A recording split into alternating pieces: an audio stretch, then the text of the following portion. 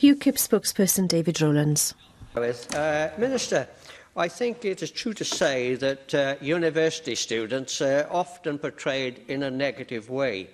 But shouldn't we acknowledge that there are many areas where students from across the academic spectrum show initiative and drive, often outside their particular curriculum?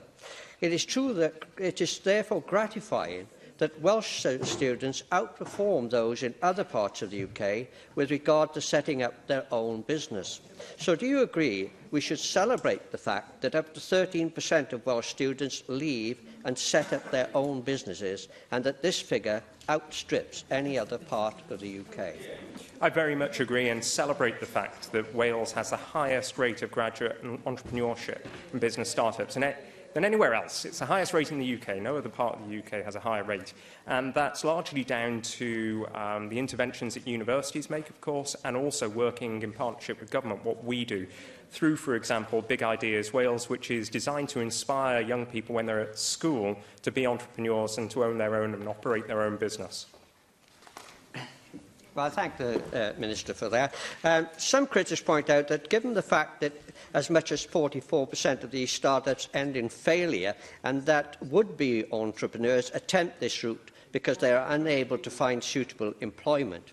But is it true to say that many businesses fail which are not started by students, and we should also acknowledge that many things that can be learned from failure?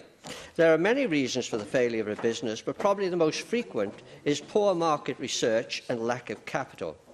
Whilst I acknowledge the Government has set up sources of advice and capital, especially through the Wales Development Bank and Business Wales, are we doing enough to bring universities and these two institutions together so that there is a greater knowledge of the help available to these budding entrepreneurs? The member raises a number of important points. First of all, regarding economic intelligence and the role that the Development Bank of Wales has in this regard. It has an economic intelligence unit that's able to assess market trends and customer trends in a range of different environments and across different sectors. That sort of economic intelligence needs to be utilised, of course, by universities and by students within universities when they are considering starting their businesses. But equally, there is a role for Careers Wales. And I was delighted at the start of this month to launch Working Wales, which is a consolidated advice service. It's essentially a single front door for anybody who's seeking career advice to be able to access expert and professional advice in a timely fashion. Now, that can often then lead to a referral to Business Wales. So we now have Careers Wales and Business Wales operating very much in tandem, dovetailing over entrepreneurship.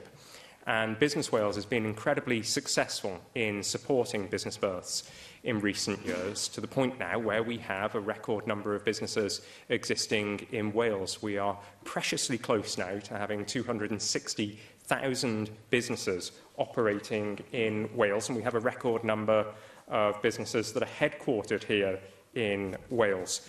But the member also makes the point about business death rates and the fear of failure. I do not believe that anybody starting a business should fear failure or indeed be embarrassed by failure.